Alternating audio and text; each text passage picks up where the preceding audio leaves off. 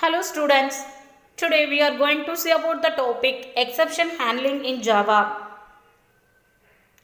Topics to be covered in the presentation: what is exception, difference between error and exception, hierarchy of Java exception classes, then Java exception handling keywords, types of exception, internal working of Java try-catch block, exception handler, multi-catch block, the throws and throw keywords, finally block, common scenarios where exception may occur, checked exceptions, unchecked exceptions, and user defined exceptions. What is exception? It is the abnormal condition which interrupts the normal flow of the program. Then what is exception handling? It is a mechanism to handle the runtime errors such as class not found, IO exception, SQL exception and remote exception. The advantage of using exception handling. The core advantage of exception handling is to maintain the normal flow of the application. The next one is the difference between error and exception.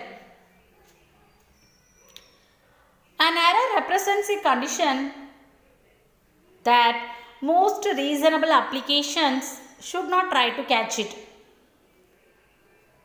Examples are virtual machine error, out of memory, stack overflow, thread death, linkage error. The next one is exceptions.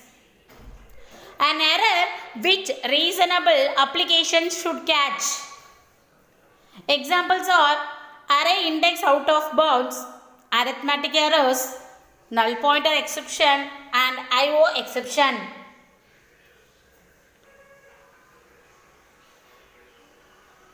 This picture represents the hierarchy of Java exception classes. Object, then throwable, then it consists of two types, exception and error. Then exception is divided into two categories, checked and unchecked.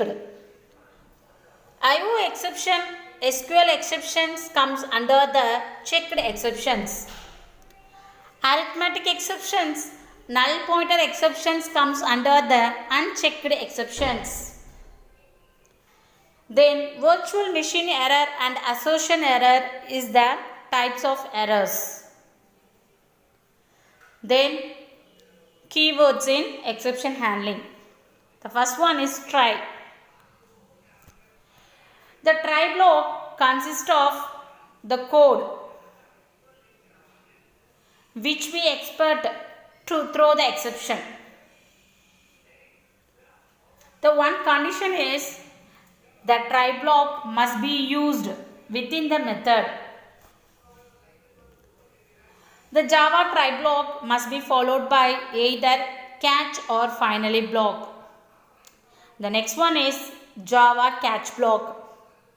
It is used to handle the exception. Okay. It must be used after the try block.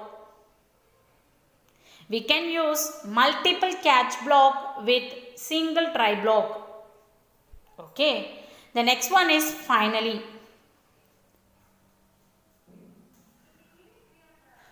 The code inside the finally block executes whether or not the exception is thrown. The next one is throw. You can throw the exception either a newly one or exception that you just caught using the throw keyword.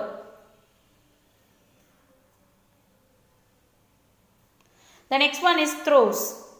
If a method does not handle a checked exception, the method must declare it using the throws keyword.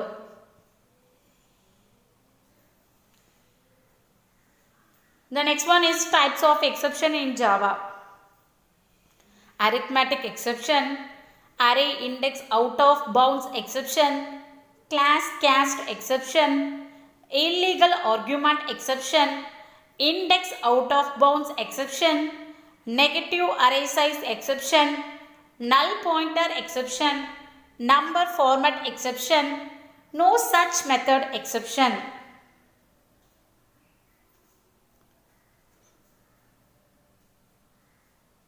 This is the pictorial representation of how the try-catch block is working. Consider the statement int data equal to 10 divided by 0. This statement throws the exception object.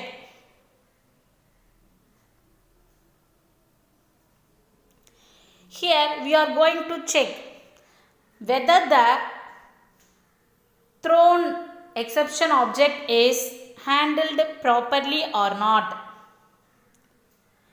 If the exception object is handled properly means the Java virtual machine prints the exception description and stack trace and terminates the program.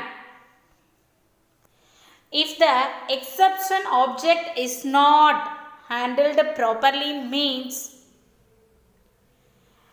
it doesn't execute the code which contain the exception, but it executes the rest of the code only. The next one is multi-catch block. This is the small example. This is try block. Inside the try block, there are two statements. First one is int a of equal new int of 5. In the first statement, we declare and create the array with the size of 5. The second statement, a of 5 equal 30 divided by 0. Okay. Here there are two possibilities, which means there are two types of exceptions may occur. First one is array index out of bounds exception. Then second one is arithmetic exception. So the program have the catch block for arithmetic exception, then array index out of bounds exception. Finally, the program consists of general catch block. We should remember at a time only one exception is occurred. Then at a time only one catch block is executed. We should order the catch block from most specific to general. Most specific means here arithmetic exception, then array index out of bounds exception, then finally general exception. Okay. The next one is throws or throw keywords. If a method does not handle a checked exception, which means compile time exception, the method must declare using the throw keyword. The throws keyword appears at the end of method signature. Okay. In simple word, throws is used to postpone the handling of checked exception, and throw is used to invoke the exception explicitly. Okay. Next one is finally block. I already told that the finally block follows a try block or catch block. The code inside the finally block always executes irrespective of occurrence of exception.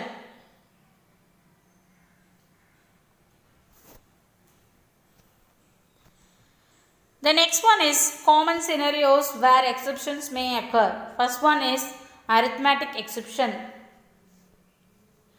Example, int a equal to 50 divided by 0. It throws the arithmetic exception because here we are trying to divide the number by 0. The second one, null pointer exception. String s equal to null. Here we declare the string, its name is s, and we assign the value null to it. In the next statement, we are going to print the length of the null value. So, it throws the null pointer exception. Next one is number format exception. String s equal to abc. Okay, string s equal to abc. Here we are typecasting the string into integer. Okay, so automatically number format exception occurs here. Next one is array index out of bounds exception. In the example, int a of equal to new int of 5. We declare the array with the name a and the size is 5. In the next statement, we are going to assign the value 50 to a of 10. Actually, the length of the array is 5 only. So, the array index out of bounds exception occurs here. Next one is checked exceptions. Checked exceptions are checked at compile time. Okay. Examples are IO exception, SQL exception, etc. The next one is unchecked exceptions.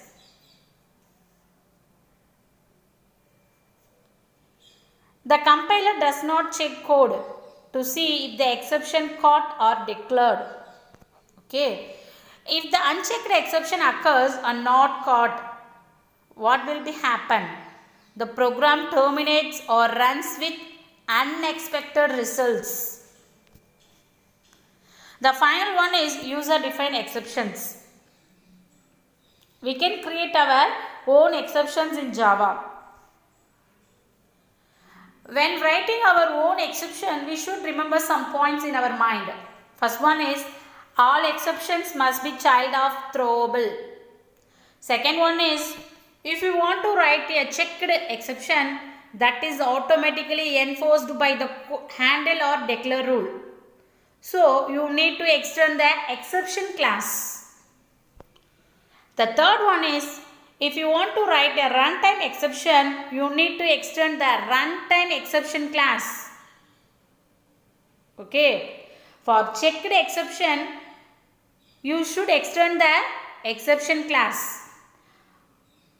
For runtime exception, you should extend the runtime exception class. You should remember it.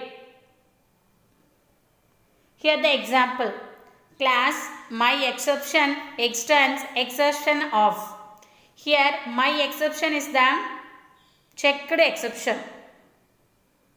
That's why it extends the exception class here. Okay. Thank you, girls.